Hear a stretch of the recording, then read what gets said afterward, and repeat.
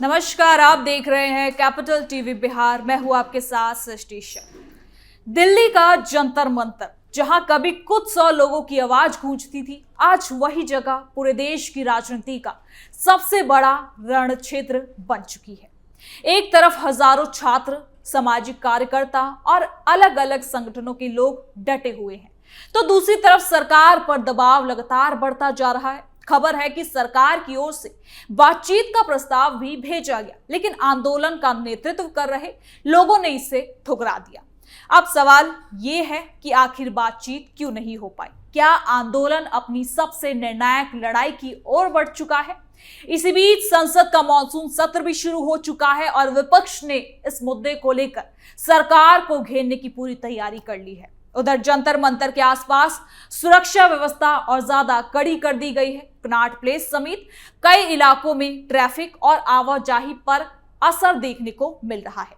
आखिर सरकार और आंदोलनकारियों के बीच टकराव किस मोड़ पर पहुंच गया है? क्या बातचीत का रास्ता पूरी तरह बंद हो चुका है या अभी भी समाधान की कोई उम्मीद बाकी है? तो आइए जानते हैं जंतर मंतर आंदोलन से जुड़े हर बड़े घटनाक्रम की पूरी कहानी को एक एक करके।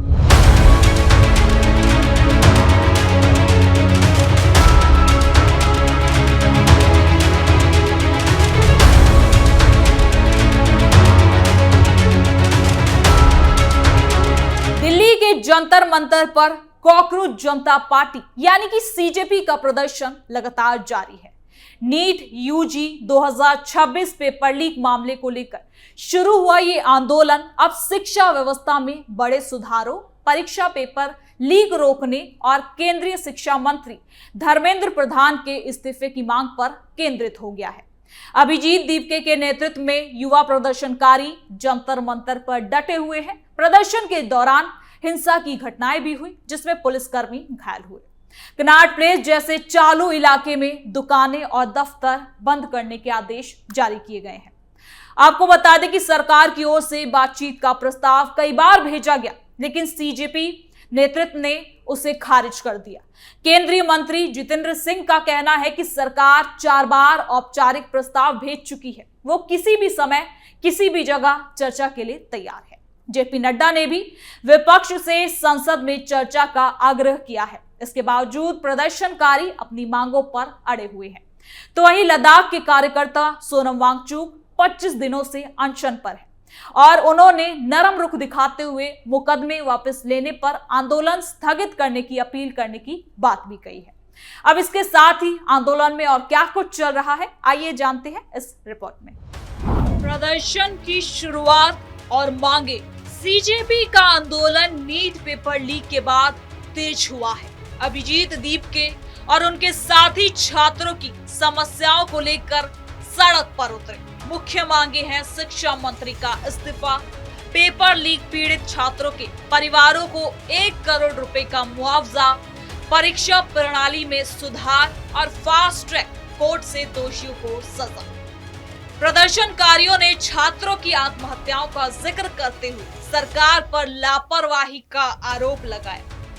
जंतर मंतर पर लंगर, लस्सी और किताबों की लाइब्रेरी जैसी व्यवस्थाएं भी हैं, जो आंदोलन को लंबा चलाने का संकेत देती है। तो वहीं पिछले कुछ दिनों में प्रदर्शन हिंसक हो गया है।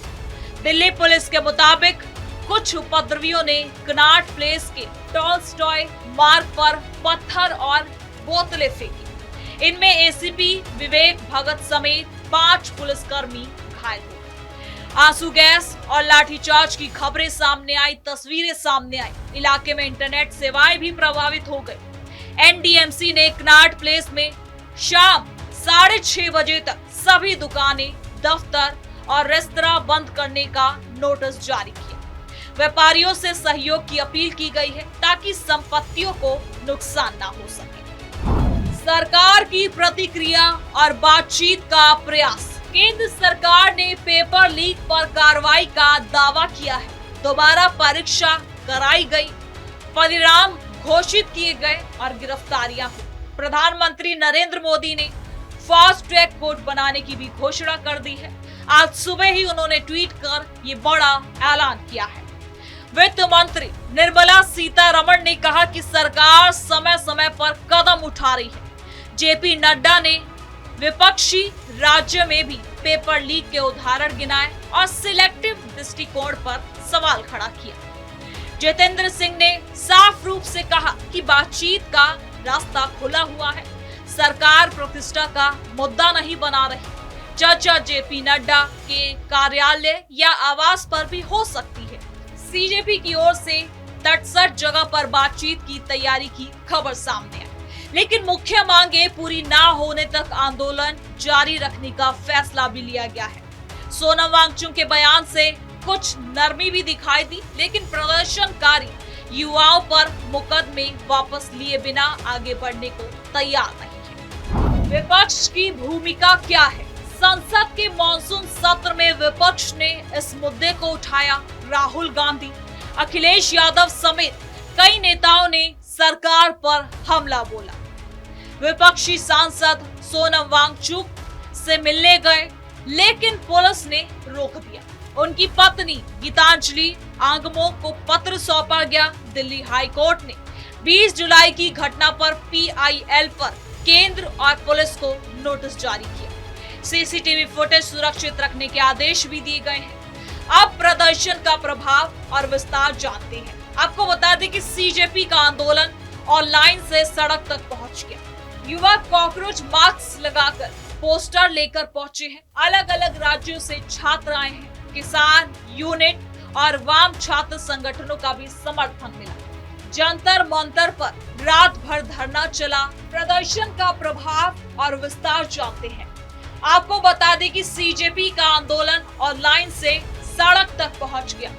युवा कॉकरोच मास्क को लगाकर पोस्टर लेकर चल रहे हैं। अलग अलग राज्यों से छात्र आ रहे हैं। किसान यूनिट और वाम छात्र संगठनों का भी समर्थन मिल रहा है। जंतर मंतर पर रात भर धरना चलता है।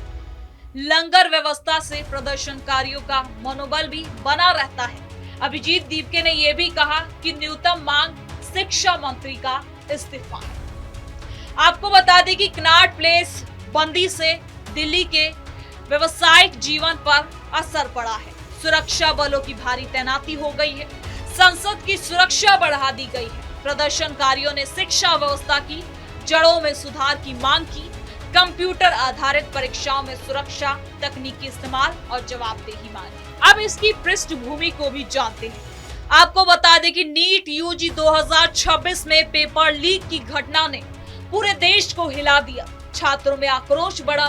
कई छात्रों ने आत्महत्या कर ली। सीजेपी ने इसे मुद्दा बनाकर युवाओं की नाराजगी को कहीं न कहीं एक साथ लाया। आंदोलन सिर्फ नीट तक सीमित नहीं है, बल्कि CUET और कई परीक्षाओं और बेरोजगारी तक फैला हुआ है। युवा अपनी निराशा व्यक्त कर रहे हैं, जाहिर कर रहे हैं। प्रदर्शन अभी जारी है। जंतर मंतर पर भारी भीड़ बनी हुई है। पुलिस और प्रदर्शनकारी के बीच तनाव की स्थिति भी है, लेकिन बड़े स्तर पर हिंसा नहीं है। सरकार बातचीत चाहती है, जबकि सीजेपी मांगे पूरी होने तक डटी है।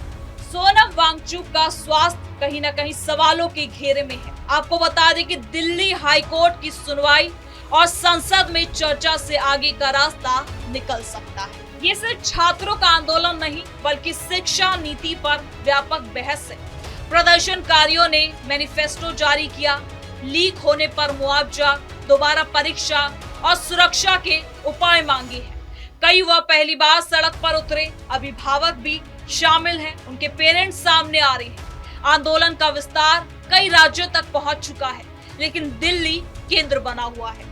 NDMC की एडवाइजरी में व्यापारियों से सहयोग मांगा गया है। आमजन को असुविधा हुई, लेकिन सुरक्षा को प्राथमिकता दी जा रही है। पुलिस ने FIR दर्ज किया और घायल अधिकारियों का इलाज जारी है।